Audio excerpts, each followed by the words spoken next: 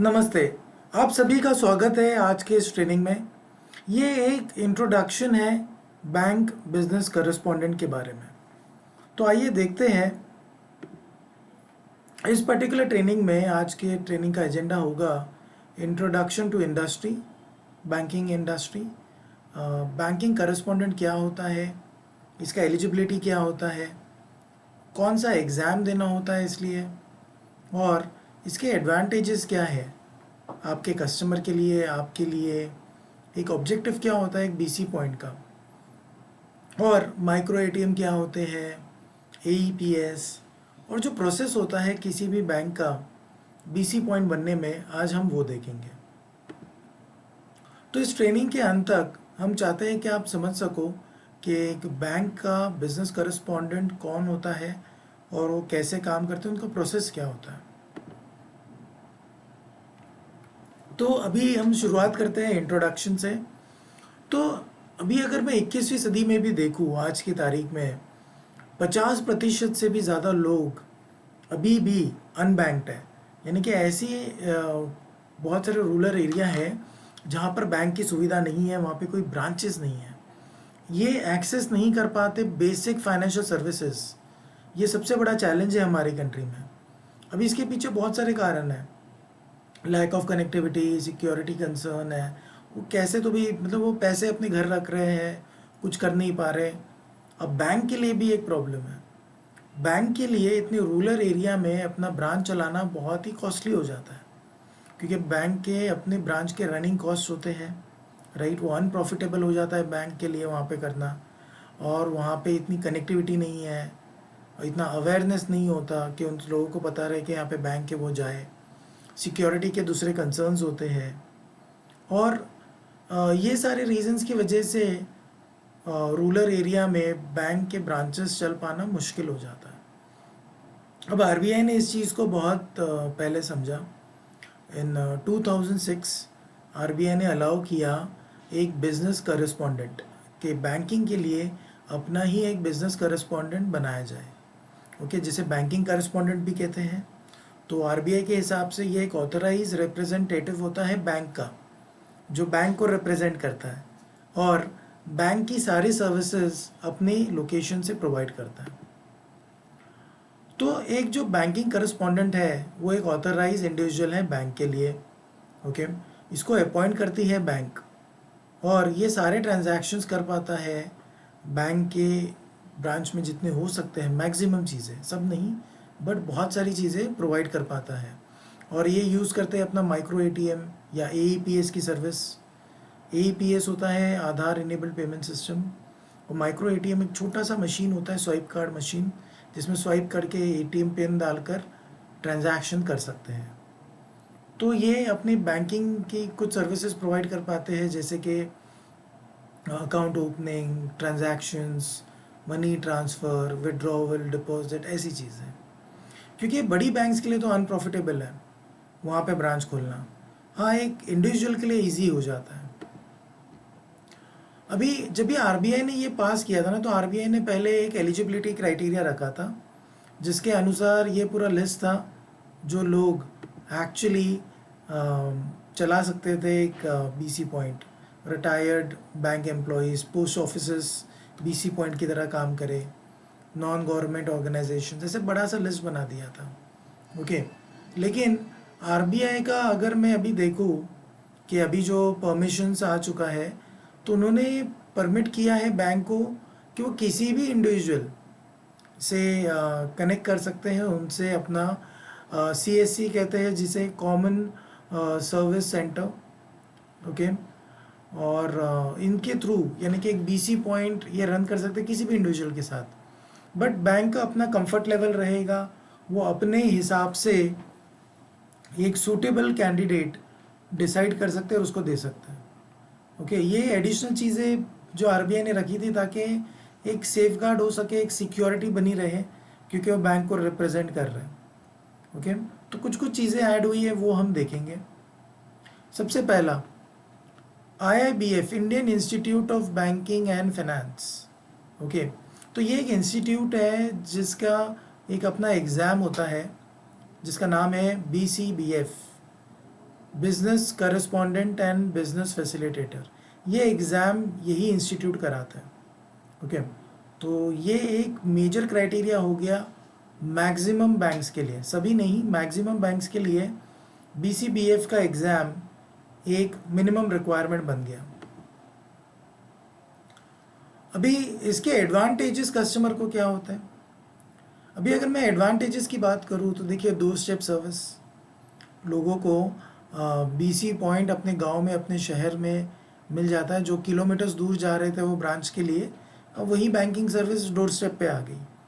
इतना ही नहीं, एक हमारे जो फ्रेंचाइजीज़ है जो BC पॉइंट रन करते हैं, जब लॉकडाउन लग गया था तो लोगों के पास पैसे नहीं थे, वो अपना लैपटॉप और कुछ डिवाइसेस लेके कस्टमर्स के घर तक गए थे और वहाँ उनको अपने डोर स्टेप पे कैश विड्रॉल की फैसिलिटी दी थी। तो ये होता है, मतलब ये इसके बेनिफिट है। अभी एक reasonable rate of interest, reduce corruption, increase the habit of saving, ज़्यादा सेव कर पाएंगे। हर एक का पैसा सिक्योर रहेगा, सेफ रहेगा, घर से ज़्यादा बैंक सेफ होता है। ओके, उनके पास ऑप्शंस आ जाएंगे कि इंश्योरेंस में डाल सके, पेंशन स्कीम में डाल सके, किसी न किसी तरह इन्वेस्ट कर सके। तो अगर हम कंक्लूड करें ना, तो एक बैंकिंग करस्पॉन्डेंट जो होता है वो लोगों के लिए बहुत हेल्पफुल होता है। ओके, और वो अपनी बैंकिंग की सारी सर्विसेज, पूरी फाइनेंशियल सर्विसेज, फाइनेंशियल वर्ल्ड से कनेक्ट हो पाते हैं एक BC पॉइंट की वजह से। ओके, अभी एक BC पॉइंट का ऑब्जेक्टिव क्या है? BC पॉइंट का ऑब्जेक्टिव है कि बेसिक बैंकिंग की सर्विसेज प्रोवाइड करना अपने लोकेशन पर, अपनी जगह पर, जहाँ पे हर सेक्शन के लोग, सोसाइटी के लोग आके उनसे सर्विस ले सकें, जिसमें बेसिक बैंकिंग की फैसिलिटीज़ कवर हो। ओके, और इससे बहुत सारे लोगों को हेल्प होता है। आधार सीडिंग के लिए भी BC पॉइंट्स ने बहुत हेल्प किया था, अभी भी आधार सीडिंग हो रहा है, मतलब जिसमें बैंक अकाउंट को लिंक किया जाता है विद आधार। ओके, तो एक बार बैंकिंग सर्विस स्टार्ट होती है किसी BC पॉइंट पर, तो ये सारी सर्विसेज अवेलेबल होती है किसी भी BC पॉइंट में, यानी कि account opening, cash withdrawal, cash deposit, fund transfer, fixed deposit, recurring deposits, okay, balance enquiry, mini statement, और भी अदर सर्विसेज होती है जो time to time BC point को दी जाती है। ओके, अब इन सब सर्विसेज में से एक जो सर्विस है कैश विड्रॉवल, ओके, तो एज़ पर RBI किसी भी BC पॉइंट पर कोई भी दूसरे बैंक का कस्टमर जाकर कैश विड्रॉवल की फैसिलिटी यूज़ कर सकता है। ओके, तो ये प्रोवाइड किया गया है ताकि लोगों के लिए कन्वीनियंस बढ़ सके। देखते हैं माइक्रो ATM। माइक्रो ATM एक ऐसी छोटी सी मशीन होती है जहाँ पे स्वाइप किया जाता है, पिन डाली जाती है। तो ये जो माइक्रो ATM होता है, ये मोस्टली अभी BC पॉइंट पे यूज़ होता है, ताकि इसके अंदर ATM से रिलेटेड सारी चीज़ें हो जाती, मतलब आपने स्वाइप किया, ATM की पिन डाली, ऑथेंटिकेट हो गया। ओके, तो अभी जो BC पॉइंट चला रहे हैं वो इजीली पैसे निकाल कर उनको दे सकते हैं। ओके, और कस्टमर के अकाउंट से वो उतने पैसे डिडक्ट हो जाते हैं, और जो BC पॉइंट है उनका एक सेटलमेंट अकाउंट होता है। ओके, उसमें वो पैसे चले जाते हैं, तो जिससे वो BC पॉइंट वापस से वहाँ से विड्रॉ कर सकते हैं, और उस वक्त BC पॉइंट जो है वो अपना कैश उनको, कस्टमर्स को दे देता है। तो ये एक मेथड है, उसके लिए ये काम आता है। दूसरा एक होता है AEPS, जो है Aadhaar enabled payment system. Simple words में, कस्टमर को, कोई भी कस्टमर आकर अपने अकाउंट से पैसे निकाल सकता है, उनको अपनी अकाउंट की डिटेल्स भी नहीं देनी है। ओके, ये NPCI ने डेवलप किया था, national payments corporation of India. तो इसमें क्या होता है, फाइनेंशियल ट्रांजैक्शन कर पाते हो। ओके, अभी कस्टमर ने अपना आधार दिया और बायोमेट्रिक से अपना वेरिफिकेशन दे दिया, तो वो आधार इनेबल्ड पेमेंट कर पाते हैं। ओके, और अपना विड्रॉल कर सकते हैं अपने खुद के अकाउंट से। अभी हम प्रोसेस देखते हैं। बैंक का बिजनेस करस्पॉन्डेंट पॉइंट अगर ओपन करना है तो क्या प्रोसेस है किसी भी बैंक में। पहले तो आप आइडेंटिफाई करते हो कि BCA कौन बनेगा। BCA होता है बिजनेस करस्पॉन्डेंट एजेंट। उसको एक एग्ज़ाम क्लियर करना है, IIBF का BCBF एग्ज़ाम। ओके, उसके बाद में ब्रांच का अप्रूवल आता है, रीजनल ऑफिस का अप्रूवल, हेड ऑफिस का अप्रूवल, फिज़िकल वेरिफिकेशंस होते हैं, बैकग्राउंड के वेरिफिकेशंस होते हैं, बाद में डिस्टेंस जो होता है नियरेस्ट बैंक ब्रांच से वो देखा जाता है, और आखिर में जब सब चीज़ें बराबर हो जाती है तब सेटलमेंट अकाउंट खोलने के लिए बोला जाता है विथ लिस्टेड बैंक्स, यानी कि उनके हिसाब से जो बैंक और ब्रांचेस है जहाँ पर आप अकाउंट खोल सकते हो उसकी लिस्ट होती है, प्रेफरेंस लिस्ट, तो कहा जाता है कि आप वहाँ पे खोलिए। ओके, तो ये हो गया किसी भी बैंक का बिजनेस करेस्पॉन्डेंट का प्रोसेस। अब देखते हैं एसबीएम का बैंकिंग, अगर आप बिजनेस करेस्पॉन्डेंट पॉइंट ले रहे हो, बीसी पॉइंट ले रहे हो एसबीएम का, तो इसका प्रोसेस क्या होता है। पहले तो जैसे बाकी बैंक का 3 से 6 महीने है, इसका है सिर्फ 7 वर्किंग डेज। ओके, 3 स्टेप होते हैं। आप बीसीए डिसाइड करते हो कौन है, उसको आइडेंटिफाई करते हो, वीकेएमएस पे अपडेट करते हो। आप फिर आईएफएससी कोड अपडेट करते हो।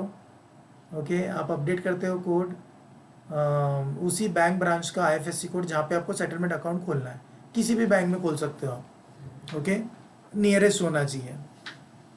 फिर सेटलमेंट अकाउंट आप खोल लेते हो और फिर उसे भी अपडेट कर देते हो वीकेएमएस पर। ठीक है, ये करने के बाद बराबर 7 वर्किंग डेज में आपका एसबीएम का बीसी पॉइंट लाइव हो जाता है।